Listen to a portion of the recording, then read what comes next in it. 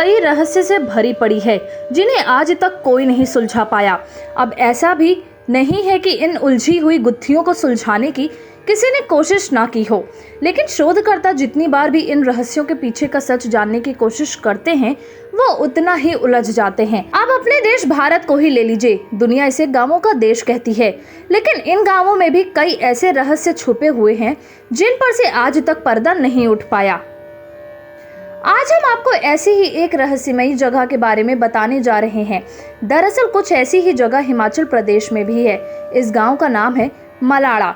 हिमालय की चोटियों के बीच स्थित मलाड़ा गांव चारों तरफ से गहरी खाइयों और बर्फीले पहाड़ों से घिरा है। करीब 1700 लोगों की आबादी वाला यह गांव सैलानियों के बीच खूब मशहूर है। इस गांव से जुड़े कई अनसुलझे सवाल हैं, जिनमें से एक यह है कि यहाँ के लोग खुद को यूनान के मशहूर राजा सिकंदर महान का वंशज बताते हैं। ऐसा माना जाता है कि जब सिकंदर ने हिंदुस्तान पर हमला किया था तो उसके कुछ सैनिकों ने मलाड़ा गांव में ही पनाह ली थी और फिर वो यहीं के होकर रह गए। यहाँ के बाशिंदे सिकंदर के उन्हीं सैनिकों के वंशज कहलाते हैं। हालांकि यह अभी तक पूरी तरह से साबित नहीं हुआ है।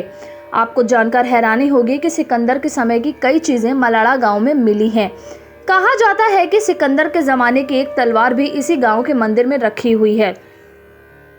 ये लोग कनाशी नाम की भाषा बोलते हैं जो बेहद ही रहस्यमय है, लेकिन ये उसे एक पवित्र जबान मानते हैं। इस भाषा की सबसे अच्छी बात यह है कि भाषा यहाँ छोड़कर और कहीं नहीं बोली जाती।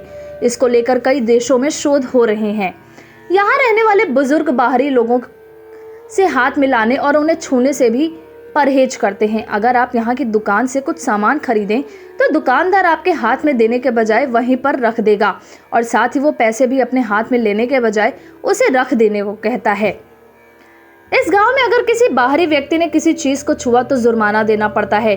जुर्माने की रकम 1000 रुपए से लेकर 2500 रुपए तक हो सकती है। यहाँ तक कि बाहरी लोगों को इस गाँव में मकान, दुकान या किसी स्थानीय निवासी को भी छूने की मनाही है।